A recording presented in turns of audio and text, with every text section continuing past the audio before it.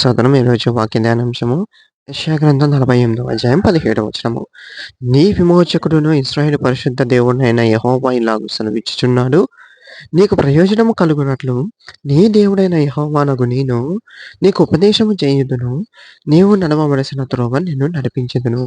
చూడండి, ఇదే విషయము దావీదు భక్తుడు కూడా 32వ కీర్తనలో అంటాడు. నేను నీకు ఉపదేశం చేసేదను, నీవు నడవలసిన త్రోవను నీకు చూపెదను.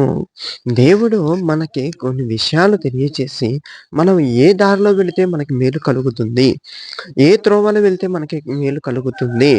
చూడండి, ఒకానొక సందర్భం వచ్చినప్పుడు ఏ త్రోవలో వెళ్ళాలో అర్థం కాని పరిస్థితిలో దావీదు భక్తుడు కూరుకుపోయినప్పుడు శత్రు సేనలో నుంచి ఒకడిని పంపించి అక్కడ ఉంచి, దేవుడు ఆ శత్రు సేనలో ఉన్న ఒక్కటి ద్వారా దావీదుకు ఒక మార్గాన్ని చూపించి, ఆ మార్గంలో నడిపించి, శత్రువు దోచుకున్న దాన్ని తిరిగి తెచ్చుకోవడంతో పాటు శత్రువు కొల్ల సొమ్మును కూడా పట్టుకొనొచ్చేసిండు దావీదు.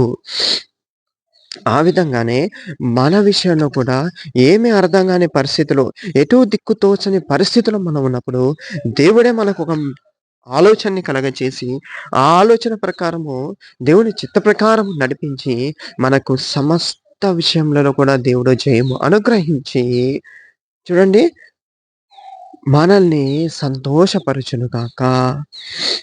అది ఎలాంటి విషయమే కానీ, అప్పు సమస్యలే కానీ, ఆర్థిక సమస్యలే కానీ, నిందలే కానీ, అవమానాలే కానీ, వేదనలే కానీ, ఇబ్బందులే కానీ, శ్రమలే కానీ, అన్నిటిలో మనకి జయము. ఆమేన్.